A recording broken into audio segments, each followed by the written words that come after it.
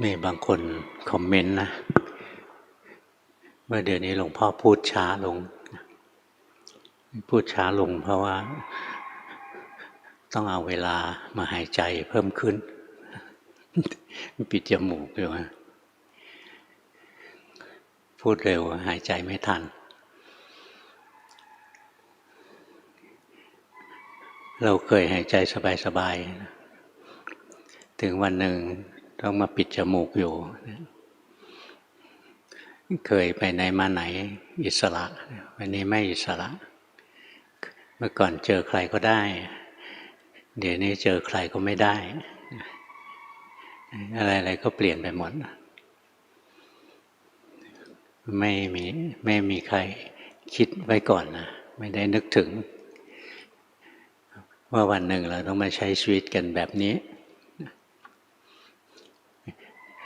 ชีวิตแบบนี้ก็คงอยู่อีกไม่น้อยหรอกไม่เร็วนักหรอก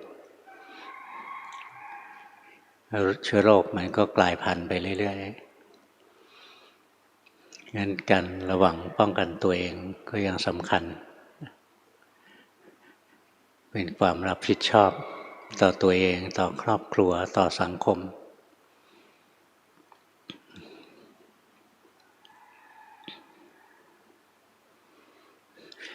นี่เมื่อชีวิตเรา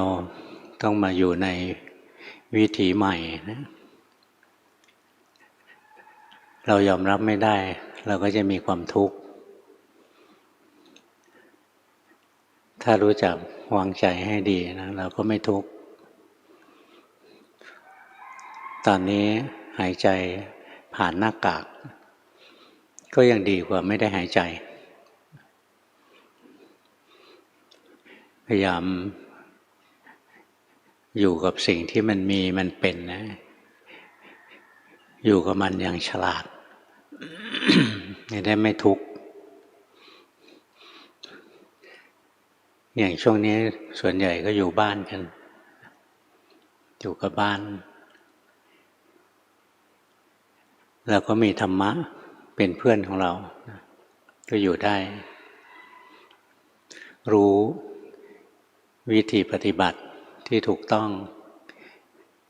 และฉวยโอกาสที่เราว่างๆเนี่ยลงมือปฏิบัติให้มันต่อเนื่องอย่างบางคนกลุ้มใจก็น่าเห็นใจไม่ค่อยจะมีจะกินอะไรเงี้ยลำบากก็ต้องหาทางทำมาหากินไปแต่ถ้าเรามีธรรมะความยากลำบากที่เกิดขึ้นมันก็แค่ภาษาหนึ่งหากินยากขึ้นก็มีสติมีปัญญามีจิตใจสงบสบายหน่อยแล้วค่อยๆคิดหาทางออกที่ดีให้กับชีวิตปัญหานั้นยังไงก็มีอยู่จะไล่มันก็ไม่ไปแต่ว่าถ้าเราวางใจอยู่กับมันยอมรับความจริงว่ามันต้องเป็นอย่างนี้แหละอยู่กับมันด้วยสติด้วยปัญญาสามารถประคองชีวิตเราให้ผ่านวิกฤตไปได้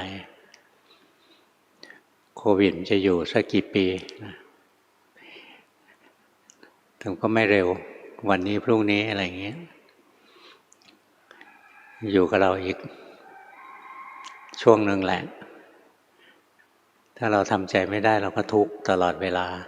ทำใจได้ยอมรับสิ่งที่มีที่เป็นได้ก็ไม่ทุกข์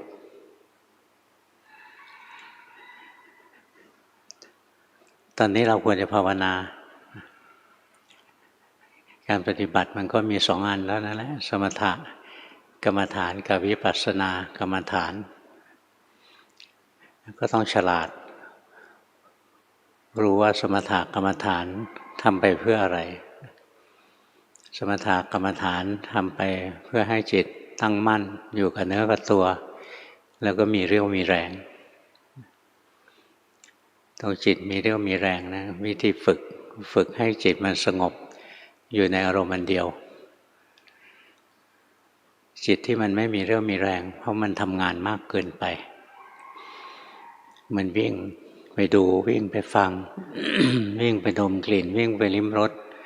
วิ่งไปรู้สัมผัสทางกายวิ่งไปคิดนึกทางใจทำงานมากไปมันก็หมดเรี่ยวหมดแรงวิธีที่จะทำให้จิตมีกำลังให้มาคือทำให้จิตมันไม่วิ่งพล่านไปหาอารมณ์กรรมฐานสักอย่างหนึ่งนะที่จิตเราชอบไม่ชอบพุทโธเราก็เอาพุทโธชอบหายใจเราก็หายใจชอบหายใจบวกกับพุทโธแล้วก็หายใจเข้าพุทหายใจออกโธชอบรู้อิริยาบถก็รู้สึกไปชอบมีสัมปชัญญะรู้ความเคลื่อนไหวของกายรู้ความหยุดนิ่งของกายก็รู้ไปดูตัวเองทำกรรมฐานอะไรแล้วจิตใจมีความสุขฝึกไปเรื่อยๆอย่างในวัดเนี้ยหลวงพ่อสอนแต่ละองค์ก็ไม่เหมือนกันพระบางองค์ก็ดูร่างกายเคลื่อนไหวนะรู้สึกร่างกายเคลื่อนไหวรู้สึกไปบางองค์ก็ให้ดูกระดูกดูอะไรนะดูกายนั่นแหละแต่ละคนมันมีกรรมฐานเฉพาะของตัวเองทางใครทางมันแต่การที่เราเอาจิต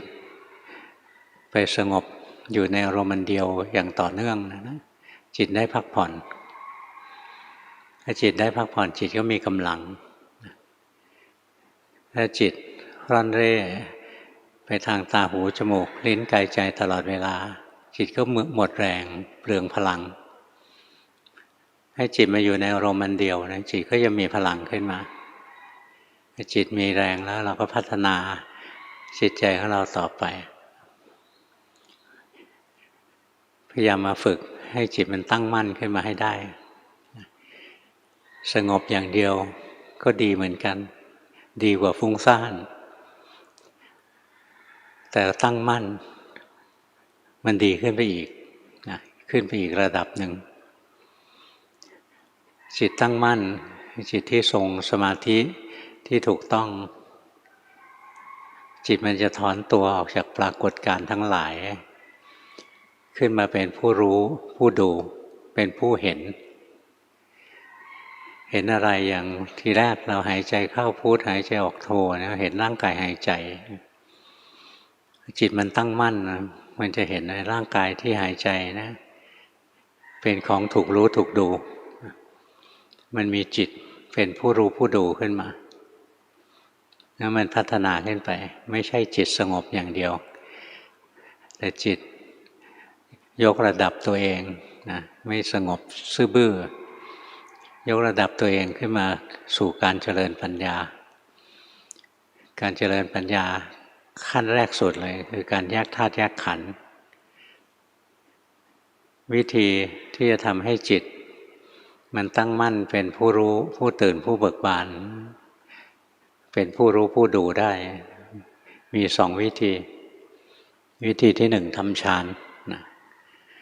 ถ้าเราทำไม่ได้เราก็ใช้วิธีที่สองวิธีที่สองก็คืออาศัยสตินี่แหละคอยรู้ทันพฤติกรรมของจิตมันวิ่งไปวิ่งมามันวิ่งไปดูวิ่งไปฟังวิ่งไปคิดอะไรอย่างนี้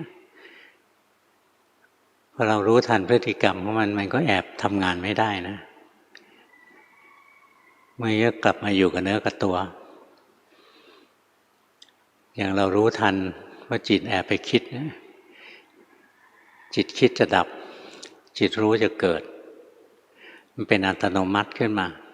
อย่างเราขยับมืออย่างนี้นะถ้าเราเผลอขยับไปแล้วใจลอยเผลอไปนะสบายสงบสบายเพ่งมือนะใจไม่หนีไปจากมือเลยนี่เป็นสมาธิชนิดแรกจิตไม่เที่ยวไปหลายๆที่จิตไม่จรจัดจรไปที่เดียวอยู่ในอารมณ์เดียวจะได้ความสงบจิตจะมีกำลังนี่ถ้าเราเห็นว่าขยับเนี้ยบางทีจิตก็หนีไปคิดเรื่องอื่น บางทีจิตก็ไหลเข้าไปจ้องไปเพ่งใส่มือเนี่ยตรงที่เรารู้ทันพฤติกรรมของจิตมันหนีไปคิดเราก็รู้มันหนีไปเพ่งเราก็รู้จิตผู้รู้มันจะเกิดขึ้นโดยอัตโนมัติงั้นลักษณะของจิตผู้รู้เนี่ยมันไม่เผลอคือหลงไปคิดเรื่องโน้นเรื่องนี้ลืมตัวเองแล้วมันก็ไม่เพ่งคนไหนเรียนกับหลวงพ่อมาตั้งแต่อยู่สวนโพจะได้ยินด้วยหลวงพ่อจะพูดถึงเรื่องสภาวะที่ไม่เผลอกับไม่เพ่งตอนนั้นคนยังหัวเราะนะพวกนักกรรมฐานบางคนหลวงพ่อสอนอะไรวะนอกรีดนอกรอยทำไมไม่สอนพุทโธพุทโธไปเรื่อย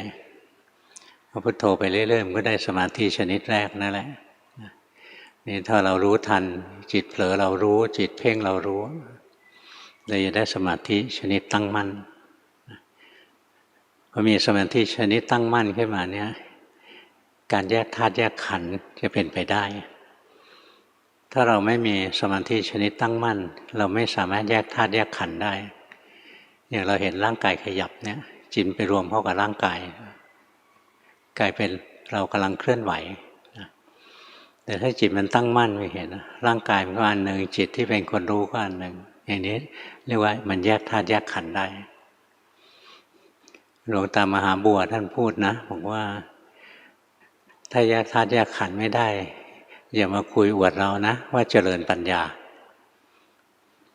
ตรงที่ท่านพูดเนี่ยท่านพูดมาจากการปฏิบัติของท่านมันตรงกับปริยัติเปียบเลยในภาคปริยัตินั้นปัญญาขั้นต้นเรียกว่านามรูปปริเฉทญาณมีปัญญาแยกรูปนามได้นะรูปเคลื่อนไหวนามคือจิตเป็นคนรู้นะพอเราแยกรูปแยกนามได้แล้วต่อไปเราก็จะเห็นความจริงรูปที่เคลื่อนไหวนะเป็นของไม่เที่ยงเป็นทุกข์ไม่ใช่ตัวเราของถูกรู้ถูกดูไม่ใช่เราจิตที่เป็นคนไปรู้รูปนะมันก็ไม่เที่ยงเป็นทุกข์เป็นอนัตตาเหมือนกันไม่ใช่ตัวเราเหมือนกันเพราะฉะนั้นขยับมืออย่างนี้นะถ้าจิตถูกนะอาจจะได้โสดาบันไม่ใช่เรื่องยากเราสามารถเห็นได้ไม่มีเราตรงไหนเลยรูปธรรมก็ไม่ใช่เรานามธรรมก็ไม่ใช่เรานี้จะเห็นอย่างนี้ได้ก็ต้องเห็นแล้วเห็นอีกขึ้นกับความแก่อ่อนของอินทรีย์เราถ้าปัญญีทรีย์ปัญญาของเราแก่กล้าเห็นไม่กี่ทีนะจิตก็เข้าใจแล้วรูปไม่ใช่เรานามคือจิตนี้ก็ไม่ใช่เราทำไมขยับอย่างนี้แล้วมาเห็นรูปไม่ใช่เราเนี่ยมันก็ไม่แปลกใช่ไหมรูปที่เคลื่อนอย่างเงี้ยมันเป็นวัตถุมันถูกรู้ถูกดูไม่เห็นจะเป็นเราตรงไหนเลยแต่ขยับอย่างนี้เราเห็นได้ไงว่าจิตไม่เป็นเราอย่างตอนที่เราขยับเนี้ยบางทีจิตก็หนีไปคิดเรื่องอื่นนะบางทีจิตก็หนีไปเพ่งใส่มือบางทีจิตก็เกิดสภาวะรู้ตื่นเบิกบานขึ้นมาอย่างจิตหนีไปเนี่ยขยับนะจิตหนีไปคิดรู้ทันว่าจิตหนีไปคิดจิตรู้ก็เกิดขยับไปจิตไหลเข้าไปอยู่ในมือนะไปเพ่งรู้ทันว่าจิตไหลเข้าไปอยู่ที่มือจิตก็ที่ไหลก็ดับเกิดจิตที่ตั้งมั่นเป็นผู้รู้ขึ้นมาเราก็จะเห็นนะจิตนี้ทั้งวันเลยนะเดี๋ยวก็เป็นผู้หลงคิดเป็นผู้หลงนะเป็นผู้เผลอเดี๋ยวก็เป็นผู้เพ่งเดี๋ยวก็เป็นผู้รู้ทั้งวันจิตมี3แบบนะเป็นผู้เผลอเป็นผู้เพ่งเป็นผู้รู้แล้วมันบังคับไม่ได้จะให้รู้ตลอดมันก็ไม่ใช่นะจะให้เผลอตลอดนะคนทั่วๆไปมันเผลอตลอดแต่พวกเรานักปฏิบัตินะพอมันเผลอเรารู้ขึ้นมาถึงจุดหนึ่งนะจะสั่งให้จิตเผลอยังทำไม่ได้เลยเราจะรู้ว่าเราสั่งจิตให้เผลอไม่ได้จิตจะรู้ก็รู้ของจิตเองจิตจะคิดจิตก็คิดของจิตเองจิตจะเผลอก็เผลอของจิตเองนะจิตจะเพ่งอันนี้จงใจเพ่งได้นะ เพราะฉะนั้นตรงที่เราจงใจไปเพ่งได้สงบได้อะไรเงี้ยแต่ดีไม่ดีจะได้มิจฉาทิฏฐิมาด้วยรู้สึกว่าจิตเป็นอัตตาเราบังคับมันได้แต่อย่างจิตมันหนีไปคิดนะเราเห็นว่าห้ามมันไม่ได้พอคิดแล้วรู้ทันเกิดเป็นจิตผู้รู้ขึ้นมาเราก็รักษาผู้รู้ไว้ไม่ได้ยกเว้นแต่ไปเพ่งถ้าเพ่งนะมากๆติดในสมาธิส่วนใหญ่ก็จะได้มิจฉาทิฏฐิแถมมาว่าจิตนี่เที่ยงจิตเป็นของบังคับได้มันสวนทางกับที่พระพุทธเจ้าสอนตัวจิตเองก็ไม่เที่ยงดวงหนึ่งเกิดขึ้นดวงหนึ่งดับไปทั้งวันทั้งคืนพระพุทธเจ้าท่านสอนอย่างนี้เวลาฝึกไปฝึกมาจิตเที่ยงคงที่อยู่ทั้งวันทั้งคืนแสดงว่าผิดแน่นอนหลวงพ่อก็เคยผิดอย่างนี้จิตไปอยู่ในความว่างจิตอยู่ในความว่างมีความสุขความสงบมีอุเบกขาสบายกิเลสอะไรก็ไม่ผ่านเข้ามาอยู่อย่างนี้ตั้งนานเป็นปีนะเจ้าก็เริ่มสังเกตพระพุทธเจ้าว่าจิตไม่เที่ยงทำไมจิตดวงนี้เที่ยงไม่เปลี่ยนแปลงเลยเป็นผู้รู้อยู่งั้นนะแล้วก็ว่างอยู่กับความว่างสว่างพระพุทธเจ้าบอกจิตเป็นทุกข์ตัวนี้ไม่เห็นจะทุกข์ตรงไหนเลยตัวนี้เป็นสุขนะบอกจิตเป็นอนัตตาบังคับไม่ได้ก็เราบังคับได้ก็รู้ว่าสิ่งที่กำลังมีกำลังเป็นนะมันขัดแย้งกับคำสอนของพระพุทธเจ้าหลวงพ่อไม่คิดนะว่าพระพุทธเจ้าสอนผิดหรือพระไตรปิฎกผิดสิ่งที่คิดทันทีเลยคือเราภาวนาผิดตรงไหนเพราะฉะนั้นภาวนาผิดนะก็ได้เห็นความเห็นผิดมาด้วยโดยเฉพาะเรื่องการเพ่งพวกฤาษีพวกพรหมพวกอะไรเนี่ยนะบางทีเป็นมิจฉาทิฏฐิอย่างพรหมบางคนบางองค์เขาเกิดมานานมากเลยเห็นจักรวาลอุบัติขึ้นมาเห็นจักรวาลแตกทำลายไปอะไรเนี่ยอยู่มานานมากเลยตัวเองไม่ตายสักทีไม่แก่สักทีก็เลยคิดว่าตัวเองนะเป็นอมตะนั่นได้มิจฉาทิฏฐิมามิจฉาทิฏฐิจำนวนมากนะเกิดจากพวกเข้าฌานนี่แหละแล้วก็แยกแยะไม่ออกอย่างบางคนมันเข้าฌานนะจิตดับก็เป็นพรหมลูกฟักแหละพอจิตอุบัติขึ้นมันระลึกไม่ได้ว่าก่อนที่จิตจะดับนะก็เคยมีจิตที่เคลื่อนไหวเปลี่ยนแปลงมาแล้วมันระลึกได้แค่ว่าก่อนหน้านี้มันไม่มีอะไรเลยอยู่ๆก็มีตัวเองผุดขึ้นมาตัวเองเป็นสยามภูผุดขึ้นมาเองไม่มีใครทำให้เกิดเพราะงั้นตัวเองนี่แหละเป็นต้นกำเนิดของจักรวาลทุกสิ่งทุกอย่างนะแล้วสิ่งทั้งหลายเมื่อมันจะเกิดมันก็เกิดเองไม่มีเหตุเกิดโดยไม่มีเหตุนี่ก็เป็นมิจฉาทิฏฐินะเกิดจากพวกที่ภาวนาเราไปติดในเรื่องของสมาธิชนิดต่างๆนั่นเองงั้นเราก็สังเกตเอาจิตจะต้องตั้งมั่นเป็นคนรู้คนดูแล้วจะเห็นว่าจิตที่เป็นคนรู้คนดูนั้นนะเดี๋ยวก็เผลอเดี๋ยวก็เพ่งตรงเพ่งก็รู้ว่าจิตเพ่งถ้าไม่รู้ว่าจิตเพ่งนะมันจะไปติดสมาธิแล้วดีไม่ดีก็เป็นมิจฉาทิฏฐิอย่างที่บอกเนี่ยอยู่บ้านเวลาที่จะยุ่งกับคนอื่นมีน้อยลงนะเวลาที่จะอยู่กับตัวเองมีมากขึ้นเอาเวลามาภาวนาทำอะไรไม่ได้สวดมนต์ไปเรื่อยๆก็ยังดีสวดมนต์ยาวๆไม่ชอบสวดแค่พุทโธธัมโมสังโฆแค่นี้ก็ดีถมไปแล้วให้ใจมันอยู่ในอารมณ์อันเดียวก็ได้ความสงบนะแล้วต่อไปก็คอยสังเกตมันสงบแล้วเดี๋ยวมันก็เคลื่อนไปสงบแล้วมันก็เคลื่อนไปรู้ตรงนี้มันจะได้จิตตั้งมั่นขึ้นมานี่พอจิตตั้งมั่นแล้วมันก็ถึงขั้นในการเจริญปัญญาก็เห็นว่าสภาวธรรมมีสองชนิดอยู่คู่กันเสมอคือจิตที่เป็นผู้รู้ผู้ดูนะกับอารมณ์แปลว่าสิ่งที่ถูกรู้ถูกดูจิตกับอารมณ์เป็นของคู่กันอารมณ์ตัวนี้เป็นศัพท์เฉพาะนะแปลว่าสิ่งที่ถูกรู้ตัว object นะ จิตเป็นตัวรู้เป็นตัว subject อารมณ์ไม่ใช่ emotion นะไม่ใช่อารมณ์รักอารมณ์โกรธอารมณ์ใคร่อารมณ์แปลว่าทุกอย่างที่ถูกรู้เราจะเห็นว่ามันมีจิตกับมีอารมณ์เกิดร่วมกันดับร่วมกันเฝ้ารู้เฝ้าดูเรื่อยๆไปก็จะเห็นจิตที่สุขนะเกิดแล้วก็ดับจิตที่ทุกข์เกิดแล้วก็ดับ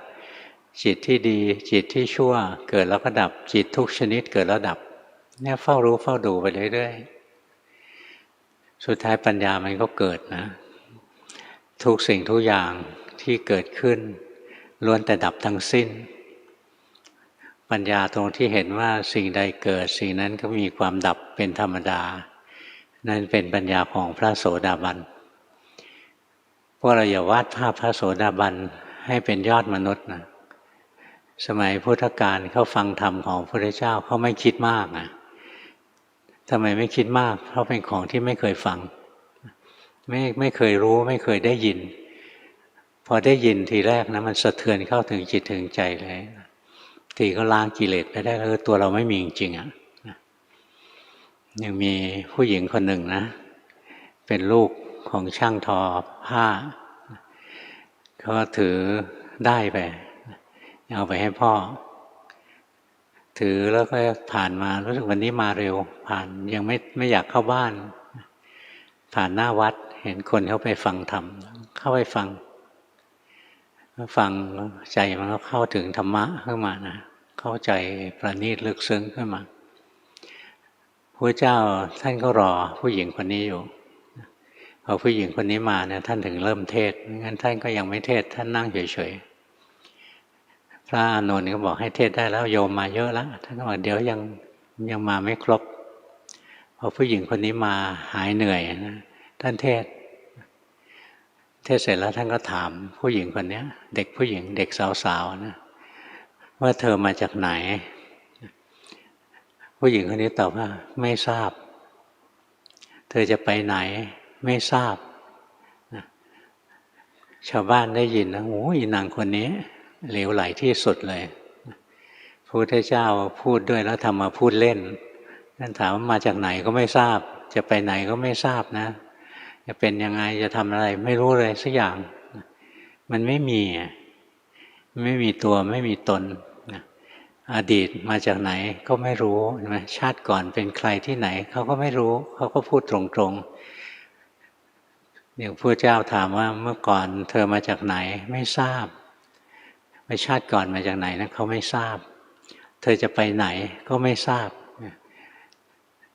แล้วฟังธรรมไปเรื่อยๆนะวันนี้เขาก็ได้พระโสดาบัน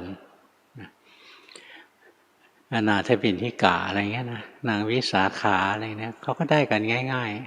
ๆบางคนได้ยินคนอื่นสรรเสริญพระพุทธเจ้านะจิตก็ได้โสดาบันยังไม่รู้จักคำว่ารูปนามอะไรเลยไม่รู้จักคำว่าวิปัสสนาเลย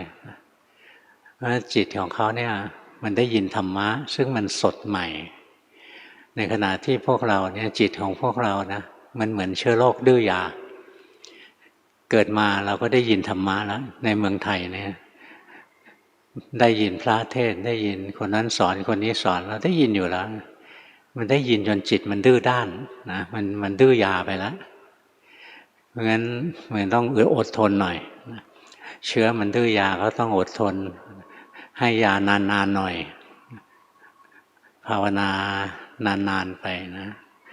เดี๋ยววันหนึ่งจิตมันมีกำลังพอมันก็ตัดสินความรู้ได้มรรคได้ผลขึ้นมาอย่างเราได้ยินมาตลอดใช่ไหมพวกเราภาวนานะรูปไม่เที่ยงเวทนาสัญญาสังขารวิญญาณไม่เที่ยงนะรูปเป็นอนัตตาเวทนาสัญญาสังขารวิญญาณเป็นอนัตตาเนี่ยคนอื่นเขาฟังแค่นี้นะสมัยโบราณสมัยพุทธกาลเขาไม่เคยฟังธรรมเขาฟังแล้วเขาปิ๊งขึ้นมาเยอะแยะเลยแต่บางคนมันก็ไม่ปิ๊งนะก็เป็นแล้วแต่ละคนเราได้ยินมาตั้งนานแล้ว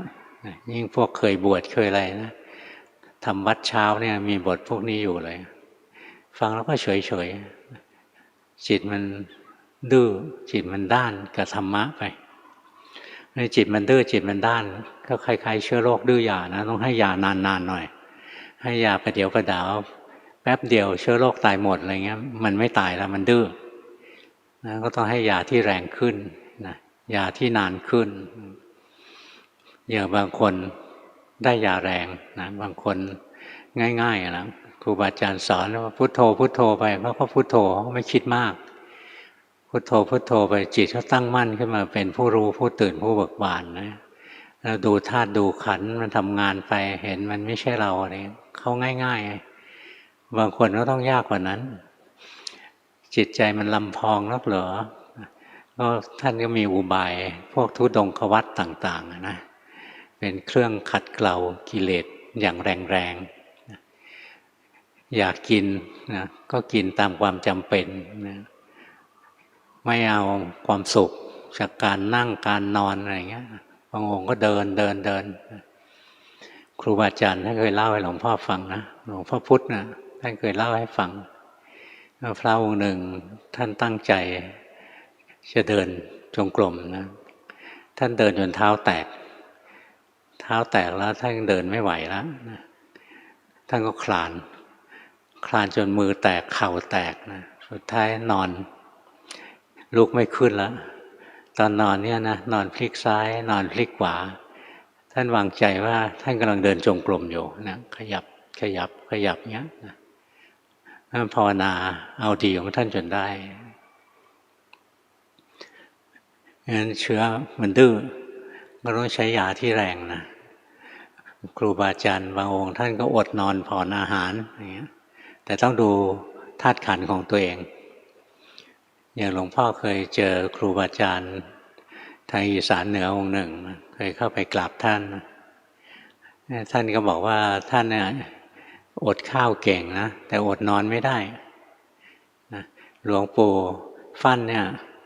อดนอนได้แต่อดข้าวแล้วภาวนาไม่ดีนะจิตใจไม่สงบอย่างเงี้ยแต่ละองค์ไม่เหมือนกันอย่างท่านบอกว่าท่านอดข้าวได้ถึงตั้งหลายวันนะจิตใจสว่างไสวภาวนาดีแต่อดนอนแล้วจะมึนไป3 วันอดนอนวันหนึ่งนะต้องนอนชดเชย3 วันนั้นมันจะเบลอๆไปเนี่ยท่านพวกนี้ท่านใช้ยาแรงนะเราก็ดูตัวเองนะอยู่บ้านแล้วก็สบายนั่งฟังเทศยังไม่นั่งเลยนะบางคนมันนอนฟังนะมีเขียนจดหมายมาสารภาพว่านอนฟังโบราณเขาสอนนะอย่านอนฟังเทศนะเดี๋ยวไปเกิดเป็นงูหลามจริงหรือเปล่าไม่รู้นะเขาหลอกไม่ให้นอนฟังแล้วจิตใจมันนอนแน่ลุกขึ้นมาครูบาอาจารย์นั่งเทศอยู่เรานอนเนี่ยนะถ้าครูบาอาจารย์เห็นนะครูบาอาจารย์เทศไม่ได้นะอาบัตินะพระนั่งอยู่ไปเทศให้คนที่ไม่ป่วยแล้วนอนอยู่เนี่ยเทศไม่ได้พระยืนอยู่ไปเทศให้คนที่นั่งอยู่โดยที่เขาไม่ได้ป่วยอะไรอย่างนี้นะถ้าทำไม่ได้มีหลายอย่างนะเรื่องของพระนี่ฟังธรรมะให้ใจมันห้าวหาญขี้เกียจลุกขึ้นมานั่งฟังขี้เกียจตั้งแต่เริ่มต้นมันเอาดีได้ไงเนี่ยอยู่บ้านอย่าขี้เกียจอยู่บ้านพยายามต่อสู้กิเลสของตัวเองตั้งใจว่าเราจะเรียนรู้ตัวเอง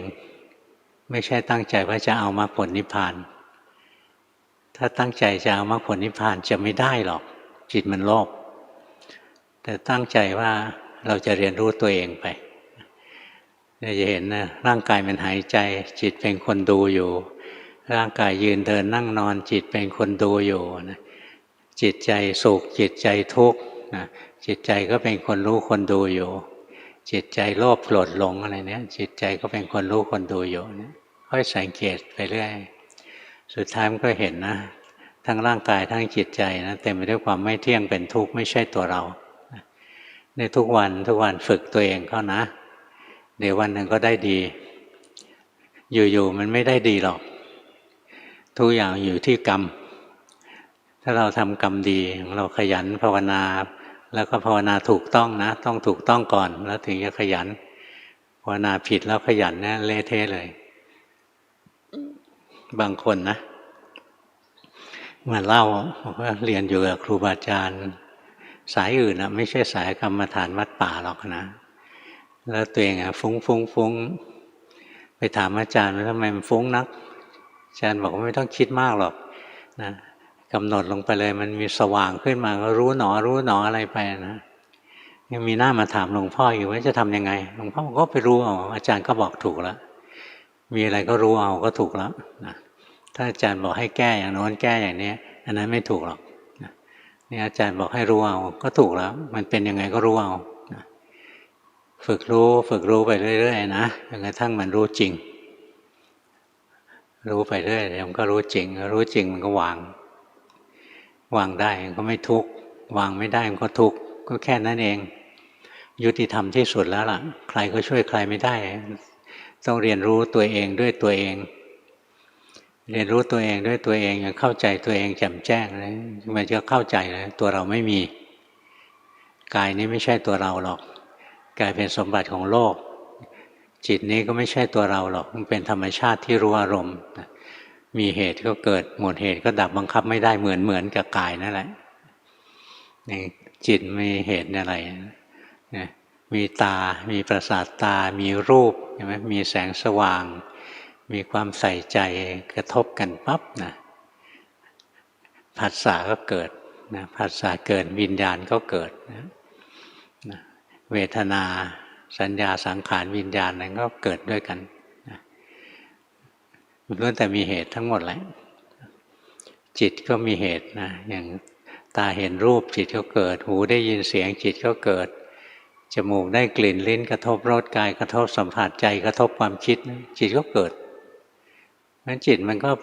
เป็นสังขารชนิดหนึ่งนะเป็นสังขารธรรมสังคตธรรมมันเกิดจากเหตุสิ่งใดเกิดจากเหตุแล้วเหตุดับสิ่งนั้นก็ดับเพราะฉะนั้นจิตเองก็เกิดดับอยู่ตลอดเวลาไม่เห็นมีตัวเราที่เที่ยงแท้ถาวรตรงไหนเลย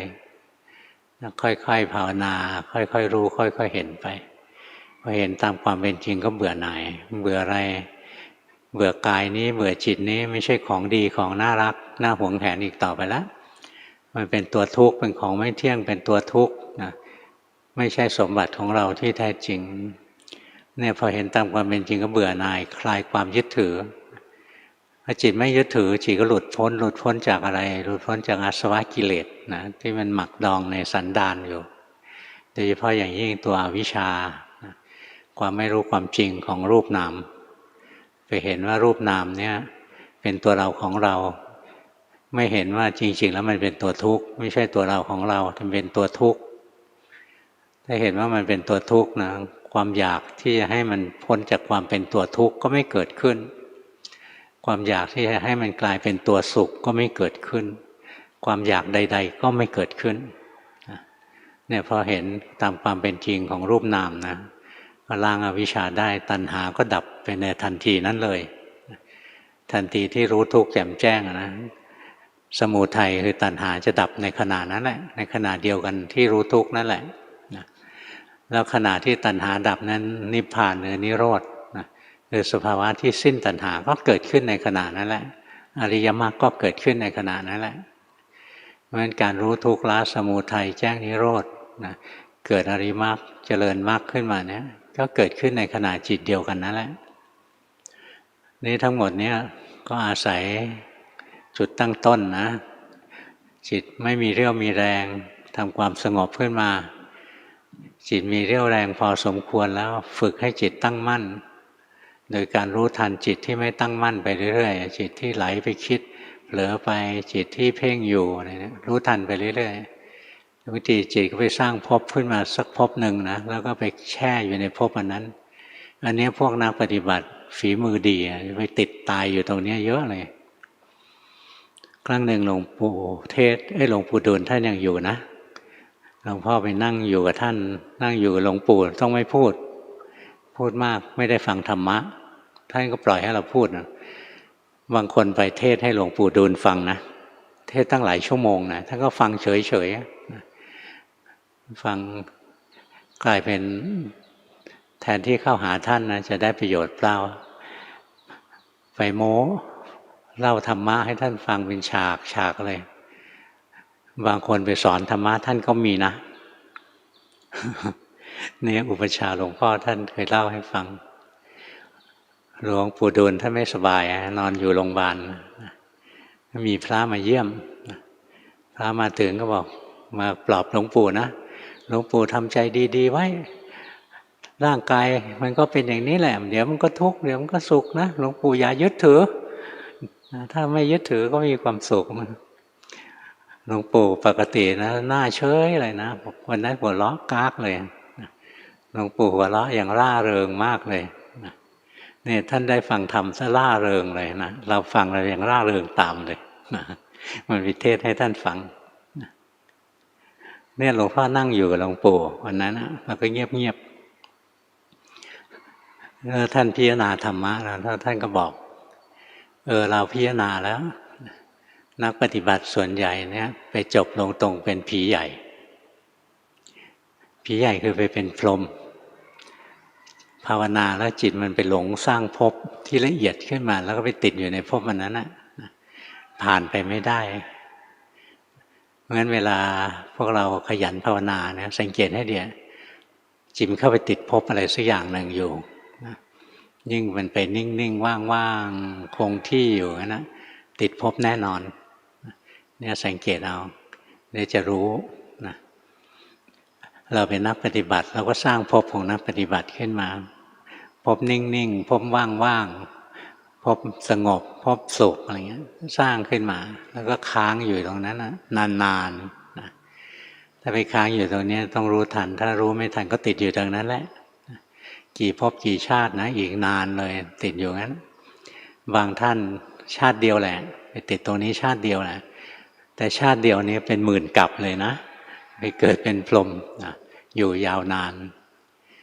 งั้นเวลาเราภาวนาอยู่บ้านนะภาวนาสังเกตตัวเองไปเรื่อยๆเราอยู่ห่างครูบาอาจารย์นะเราไม่มีกัลยาณมิตรเราใช้โยนิโสมนสิการให้มากสังเกตให้มากสิ่งที่มีสิ่งที่เป็นอยู่เนี้ยมันสอดคล้องกับคำสอนของพระพุทธเจ้าไหมสอดคล้องกับที่ครูบาอาจารย์แนะนำมาไหม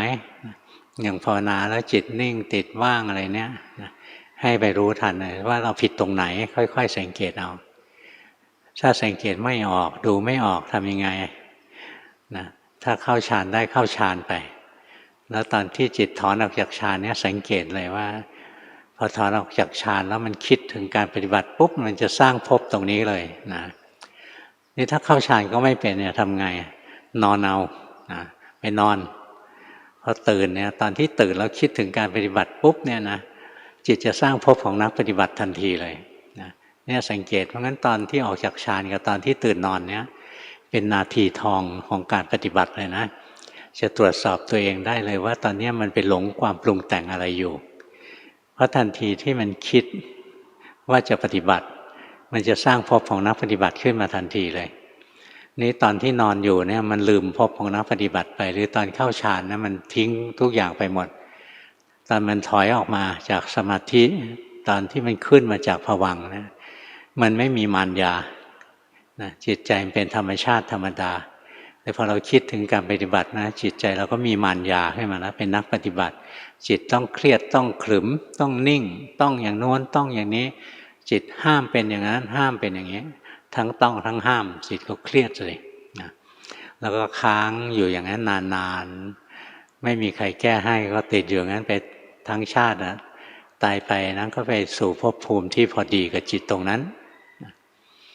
งั้นเราอยู่ลำพังอยู่ที่บ้านนะเราใช้สังเกตเอาถ้าตรงไหนสภาวะอะไรที่มันเที่ยงมันเป็นสุขมันเป็นอัตตาบังคับได้อะไรเนี่ยต้องมีที่ผิดสังเกตว่ามันผิดตรงไหนสังเกตยังไม่ออกนะตอนตื่นนอนเนี่ยสังเกตเลยว่าคิดถึงการปฏิบัติปุ๊บเลยจิตมันจะสร้างภพของนักปฏิบัติขึ้นมานี่พอเรารู้ทันแล้วเราก็จะไม่ติดมันเราก็จะผ่านความยากลำบากตัวนี้ไปได้เนี่ยฝึกนะทุกวันแล้วถ้าฝึกแล้วสติที่ไม่ค่อยมีมันมีมากขึ้นนะจิตที่ไม่อยู่กับเนื้อกับตัวอยู่กับเนื้อกับตัวได้มากขึ้นจิตซึ่งมันไม่เคยเห็นรูปนามมันแยกออกจากกันไม่เคยเห็น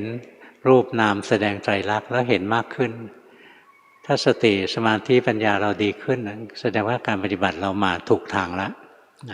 ถ้าถูกทางแล้วทำยังไงถูกทางแล้วก็ทำอีกทำบ่อยๆทำเนืองๆฝึกไปเรื่อยนี้พอภาวนาไปภาวนาไปนะบางทีจิตมันพลิกไปเป็นสมาธิมันก็เกิดนิมิตเกิดอะไรขึ้นมาอย่าหลงตามดูออกไปข้างนอกอย่าหลงตามรู้ตามเห็นออกนอกให้รู้ทันเพราะตอนนี้อย่างเห็นเทวดาโผล่ขึ้นมานะแหมถือดอกไม้ธูปเทียนมาเลยเรานั่งภาวนาอยู่บ้านเราเนี่ยเทวดาถือดอกไม้ธูปเทียนมาอนุโมทนาสาธุแหมเสียงสะเทือนสะท้านทั่วโลกธาตุจริงถูกกิเลสหลอกเลยนะมันฉายหนังให้ดูนะอย่าไปเชื่อง่ายๆนะพวกที่ภาวนาไปไม่รอดนะเพราะไปติดนิมิตนะเยอะแยะเลยอันนี้เป็นเพราะเป็นผลของสมาธิบางพวกก็ติดวิปัสสนูปกิเลสนะไปติดในความว่างติดในสติปัญญาที่เฉียบแหลมว่องไวนะเอาไว้สำหรับยึดสำหรับติดทั้งหมดเลยนะก็สังเกตตัวเองไปติดอะไรก็รู้เอานะสังเกตแล้วก็จะช่วยตัวเองออกมาได้เนี่ยทุกวันฝึกนะแล้วเกิดวันหนึ่งจิตรวมลงไปเราเห็นกระบวนการเคลื่อนไหวเปลี่ยนแปลงอยู่ภายในจิตใจถอยออกมาเนี่ยวูบลงไปตะกี้นี้ได้โสดาสกทาคาอนาคาแล้วล่ะมั้งบางคนหนักข้อเลยนะวูบเนี่ยนั่งจริงๆหลับนะสับประงกหนึ่งทีโสดานั่งอีกปุ๊บนี่นะสกทาคาแล้วอะไรเงี้ยปุ๊บสี่ทีโอ้เป็นพระอรหันต์นะดูตรงไหนถ้าสมมติว่าเราภาวนาแล้วเราคิดว่าเราได้มรรคได้ผลนะดูตรงไหนดูที่กิเลสนะสังเกตก่อนทีแรกตอนที่เราจะตัดสินกิเลสตัวเองอะขณะนั้นจิตติดอยู่ในสมาธิหรือเปล่าตัวนี้สำคัญนะถ้าจิตมันทรงสมาธิอยู่ดูกิเลสยังไงมันก็ไม่มีให้เห็นหรอกดูไม่ออกหรอกจิตที่จะสังเกตกิเลสได้คือจิตของมนุษย์ธรรมดานี่แหละจิตของคนปกติที่ภาวนาไม่เป็นนั่นแหละนะเพราะงั้นเวลาที่เราภาวนาแล้วเกิดอะไรแปลกๆขึ้นนะอย่าเพิ่งดีใจอย่าเพิ่งดีใจถ้าเกิดสงสัยว่ามันคืออะไรรู้ว่าสงสัยไปนะถ้าเกิดไม่สงสัยนี่แหละมรรคผลชัวร์อย่าเพิ่งชัวร์ค่อยสังเกตไปนะนานๆไปว่ากิเลสจะเกิดขึ้นอีกไหมถ้าได้โสดาบันเนี่ยมันไม่ควรจะมีกระทั่งเงานะไม่ควรจะมีกระทั่งเงาของความเป็นตัวตนไม่ใช่เงาของคนนะเป็นเงาของจิตที่รู้สึกว่าจิตนี้คือตัวเราเนี่ยถ้าได้โสดาจริงๆมันจะไม่มีเหลือเลยความรู้สึกว่ามีเราอยู่เนี่ยมันจะขาดสะบั้นไปเลยเป็นอะไรสมุจเฉทไม่กลับมามีเราอีกแล้วนี่ถ้ายังมีเราอยู่ก็ไม่ใช่แต่ถ้าทำจิตนี้นะทำจิตนิ่งๆเงี้ยแล้วมาดูไม่มีเราเคยมีนะพระมาหาหลวงพ่อนะบอกว่าผมได้ธรรมะแล้วไปเรียนสำนักอะไรมาก็ไม่รู้เขาบอกว่าได้โสดามาแล้วก็เชื่อเลยว่าตัวเองได้โสดาจิตค้างไว้เงี้ยหลวงพ่อบอกว่าเห็นความเป็นตัวเราไหมไม่เห็นไม่มีครับไม่บอกว่าให้ไม่เห็นนะบอกเลยไม่มีแล้วครับบอกตรงนี้ไม่มีหรอกถ้าหลุดจากตรงนี้มันจะมีไหมก็โมโหเลยนะโกรธหลวงพ่อเลยหายไปหลายปีเลยนะถ้าจิตเราไปทรงสมาธิอยู่นะเราวัดกิเลสไม่ได้สมาธิมันข่มกิเลสไม่ให้แสดงตัวเพราะงั้นถ้าเราภาวนาแล้วรู้สึกน่าจะได้มรรคผลแล้วนะลองนึกถึงจิตใจสมัยที่ยังภาวนาไม่เป็นนะจิตของคนธรรมดาจิตของคนธรรมดามันเปลี่ยนแปลงเคลื่อนไหวเปลี่ยนแปลงตลอดเวลานะแล้วค่อยสังเกตเนี่ยมันมีความรู้สึกเป็นเราอยู่ไหมนะหรือมันยังมีความติดใจในกามคุณไหมนะมีความขัดเคืองในกามคุณอารมณ์ไหมอะไรเงี้ยนะเนี่ยมันจะวัดได้ว่าภูมิจิตภูมิธรรมมันอยู่ระดับไหนนะถ้ายังมีเราอยู่ยังไม่ได้โสดาหรอกนะยังมีความติดอกติดใจมีความพยาบาทขัดเคืองรำคาญ ในกามคุณอารมณ์รูปเสียงกลิ่นรสโผฏฐัพพะอะไรพวกนี้อยู่นะนี่ไม่ใช่พระอนาคาหรอกนี่สังเกตเอาแต่มันมีตัวที่ดูยากอย่างหนึ่งนะคือตัวขันกับจิตนี่มันโคละอันกันเลยนะไอ้จิตที่มันหลุดออกไปแล้วอะไม่ใช่จิตอย่างพวกเรานะจิตอย่างพวกเราเนี่ยมันอยู่ในขันจิตกับขันนั้นเราภาวนาสุดขีดไปแล้วเนี่ยจิตมันเป็นกริยาไปอย่างนั้นเองขันนั้นมันทำงานของมันตามเรื่องตามราวของมันตามความเคยชินของมันไปไอ้ตรงนั้นก็ไปหาครูบาอาจารย์ช่วยสังเกตให้นะถ้าสงสัยค่อยไปเรียนเอาแต่ขั้นต้นๆอยู่บ้านนี่แหละสังเกตกิเลสเอาแต่ต้องสังเกตตอนที่จิตไม่ได้ทรงสมาธิอยู่ถ้าจิตทรงสมาธิอยู่จะไม่มีกิเลสให้เห็นหรอกมันจะนิ่งๆนะเพราะฉะนั้นอยู่บ้านในช่วงโควิดอยู่บ้านก็เอาเวลามาภาวนานะทำจิตใจให้มันมีเรี่ยวมีแรงทำจิตใจให้มันตั้งมั่นถอนตัวขึ้นจากปรากฏการณ์ทั้งหลายขึ้นมาเป็นผู้รู้ผู้ดูเห็นปรากฏการณ์ทั้งหลายเคลื่อนไหวเปลี่ยนแปลงแล้วถ้าเกิดอะไรขึ้นมาก็สังเกตเอาบางอย่างเกิดเพราะสมาธิมันทำสมาธิอยู่แล้วเกิดนิมิตบางทีเจริญวิปัสสนาอยู่แล้วสมาธิตกสมาธิไม่พอเกิดวิปัสสนูปกิเลสนี่เรื่องของสมาธิมันสำคัญนะทำสมาธิไม่ดีพอนะก็เกิดนิมิตทำวิปัสสนาอยู่แล้วสมาธิไม่พอจะเกิดวิปัสสนูปกิเลสงั้นหลวงพ่อถึงจ้ำจี้จ้ำชัยเรื่องสมาธิมาตั้งแต่แรกเลยนะสมาธิชนิดที่จิตตั้งมั่นมีเรี่ยวมีแรงไม่เผลอไม่เพ่งเนี่ยต้องฝึกอยู่ดีๆไม่เกิดหรอกนี่ถ้าภาวนารู้สึกทำมาถูกต้องเรื่อยๆนะเห็นสภาวะเกิดดับเปลี่ยนแปลงไปเรื่อยจิตรวมลงไปรู้สึกว่าเกิดมรรคผลถ้าไม่มีโอกาสพบครูบาอาจารย์สังเกตตัวเองเอาทางที่ดีสังเกตตัวเองดีที่สุดครูบาอาจารย์ที่เราพบมาไม่แน่ว่ารู้จริงนะเราอาจจะเจอของเก๊ของปลอมนะคิดว่ารู้อะไรเงี้ยพาเราเตลิดเปิดเปิงไปเลยก็ได้แต่กิเลสเราเนี่ยถ้าเรามีสติมีปัญญาจริงๆนะสอดส่องดูแลจิตใจตัวเองดีจริงกิเลสมันหลอกเราไม่ได้หรอก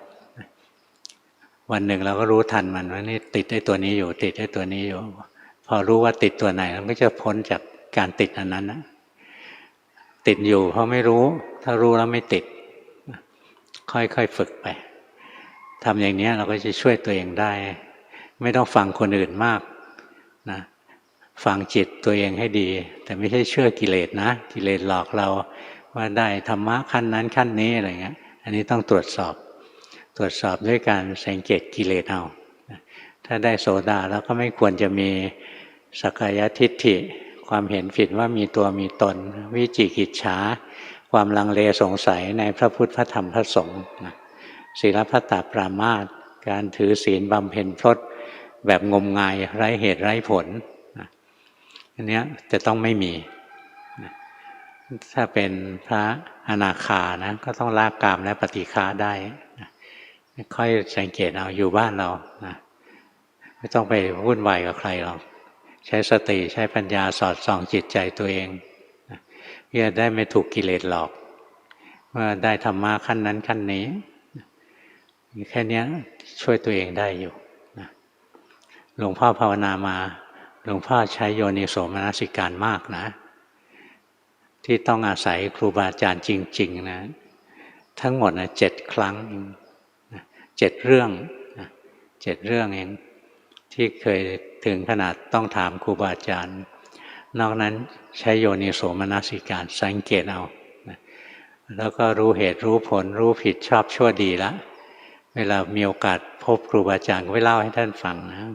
ที่บางองค์ท่านหัวเราะเลยนะว่าฉลาดนะไม่ถูกกิเลสหลอกอะไรเงี้ยเราไม่เชื่อง่ายหลวงพ่อไม่ใช่คนเชื่อง่ายนะเราสังเกตเอาดูเหตุดูผลเอานะดูความสอดคล้องกับคำสอนของพระพุทธเจ้าอะไรเงี้ยดูตัวนี้ขนาดหลวงปู่ดูลท่านสอนหลวงพ่อมีวันหนึ่งท่านทดลองหลวงพ่อท่านถามว่าเชื่อไหม หลวงพ่อก็กราบเรียนท่านนะตามความรู้สึกที่แท้จริงไม่ตอแหลหลอกลวงท่านถามว่าเชื่อไหมบอกท่านผมยังไม่เห็นครับนะผมยังไม่เห็นใจมันยังไม่เชื่อหรอกแต่ผมจะไปปฏิบัติต่อนะท่านก็ขำเลยนะท่านใช้ได้นี่ช่วยตัวเองมาเป็นหลักเลยในการภาวนาอยู่บ้านนี่แหละอยู่บนถนนนี่แหละนั่งรถไปทำงานนะโหนรถเมล์ไปทำงานก็ภาวนานะไม่โหนไปโมโหไปทำอะไรไม่ได้โมโหด่าใครไม่ได้ด่ารัฐบาลมันไม่เถียงไง ด่าทุกวันไม่ด่าอยู่คนเดียวตัวเองแหละอย่างตัวเองไม่มีวินัยไปติดโควิดก็ด่ารัฐบาลอีกโอ้เหลวไหลจริงๆงั้นเราไม่โทษคนอื่นไม่โทษสิ่งอื่นนะเรียนรู้กิเลสตัวเองอยู่บ้านสบายดีวันนี้เท่านี้แหละวันนี้ทำไมเทศยาวจัง